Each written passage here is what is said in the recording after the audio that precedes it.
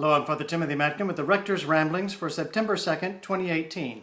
And I want to talk about all the way from Thomas Becket to Uncle Ted. It's a touchy subject. When I see the horrible stories about the cover-up of pastoral pederasty, my mind goes back immediately to St. Thomas Becket. Now that may be a little surprising to you.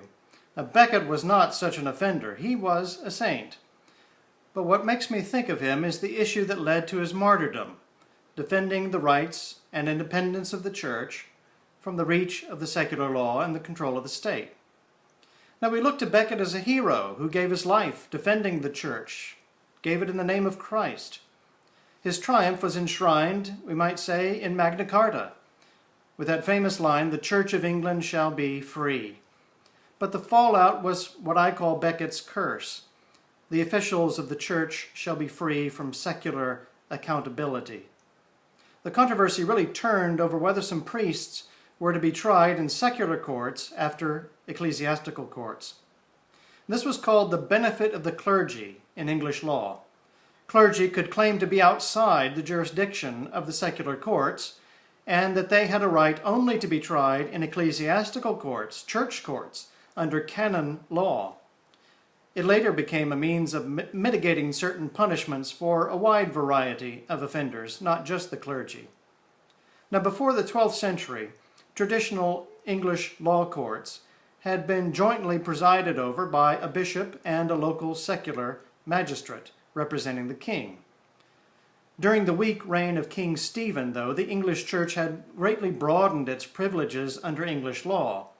But in 1166, King Henry II promulgated the Constitutions of Clarendon, which established a new system of purely secular courts under royal authority. And so now these criminus clerks, as they were called, would be tried in secular courts. This fueled the famous dispute between King Henry and Thomas Becket, the Archbishop of Canterbury.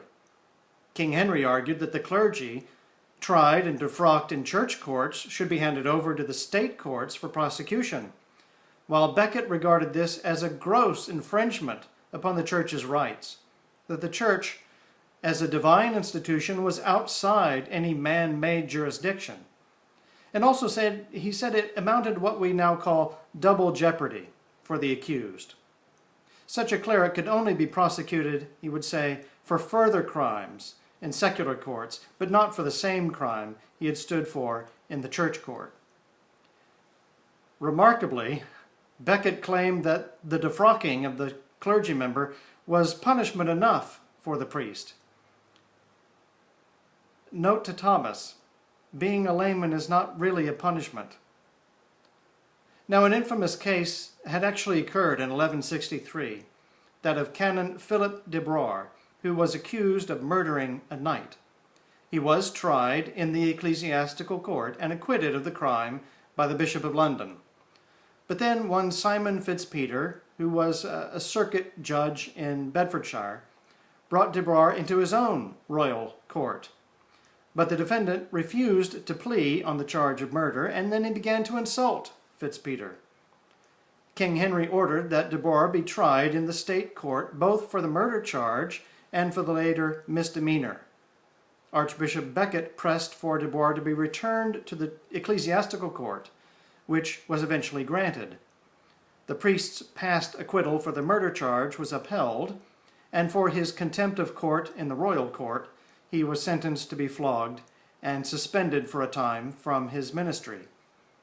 The king thought the sentence was too mild, and several more conflicts like these led to that reassertion of state jurisdiction over these criminus clerks at the Council of Clarendon, which provisions were actually relaxed after Becket's martyrdom. Now, if the Church was diligent in enforcing its own laws, as it has in the past, it should be handing its offending priests and bishops over to the secular authorities, along with boxes of evidence, after they had not been just laicized, but formally degraded from holy orders.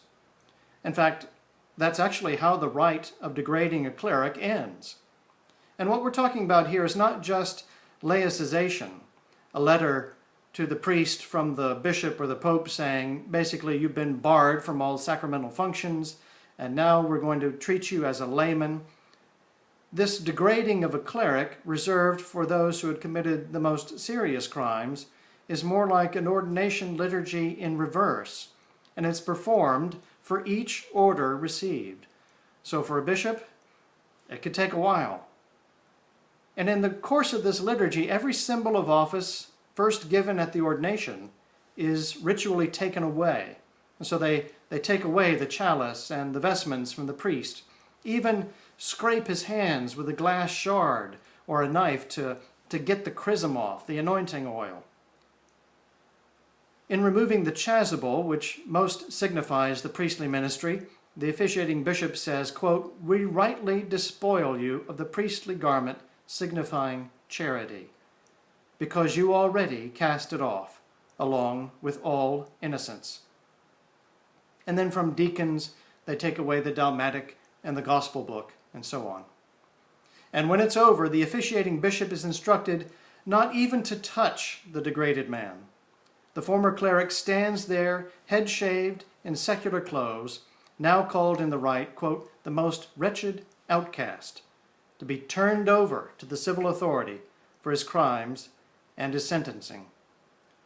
But then the bishop addresses the judge, who's been standing by, and begs the judge not to kill or mutilate him for the love of God. And so we see here the church recognized in this liturgy the right of the state to apply punishment, even capital punishment. But the church also intercedes for mercy. In short, Becket had it wrong. The church does and should hand over offending clerics to the justice of the state. Now, in his statement from last weekend alleging corruption and cover-up of the sexual abuse scandal in the Vatican, Archbishop Carlo Vigano claimed that Pope Benedict had censured Cardinal McCarrick to a life of prayer and penitence, and he said that Pope Francis had rehabilitated him. By the way, there are special places set aside for lives of prayer and penitence. They're called penitentiaries, but that's an aside. Now, Pope Francis returned McCarrick to a state of censure after he'd gotten found out, and now he's no longer a cardinal. But what about all the other offenders? What about Cardinal Wuerl? He's unaccounted for at the moment, and rumor has that he's fleeing the country. There's a long history of a lack of accountability for known offenders. What about Cardinal Law, who fled the country to escape accountability? What about Cardinal Mahoney, Cardinal Bernardin? What about Cardinal Spellman back in the day? Where is the accountability for those who have perpetrated and covered up crimes? Now, critics responded to the Vigano statement, "Where is the proof?" Well, the Archbishop claimed in his statement, quote, "all the memos, letters, and other documentation mentioned here are available at the Secretariat of State of the Holy See or at the Apostolic Nunciature in Washington, D.C. And so, is this accusation true? Pope Francis was asked about it. He responded, quote, "I will not say a single word about this." But then he told the press that they should check and see for themselves and come to their own determination. But can they? Will we ever see such documentation? Not as long as the Church has the mindset that governed the actions of Thomas Becket. That mindset needs to be abandoned. It is time for transparency. Of course, the Church needs to do its own investigation, and it needs to be open to secular investigation because, frankly, the Church can't be trusted anymore. Pennsylvania has already done its grand jury investigation. Now New York, Missouri, and Illinois are following suit. Probably all the other states will as well. Probably will have RICO investigations from the feds. Who knows what will follow? When St. Peter said in Acts 5:29, quote, "We will obey God rather than men," that was in response to those men who commanded them to stop preaching.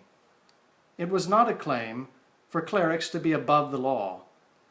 After all, that same Apostle Peter also said, 1 Peter 2:13 and 14, quote, "Submit yourselves for the Lord's sake to every human institution, to kings, governors for the punishment of evildoers. I'm Father Timothy Matkin. If you're in Dallas, come join us at St. Francis Anglican Church. You can look us up at stfrancisdallas.org. Please like and share, and we will see you there. God bless.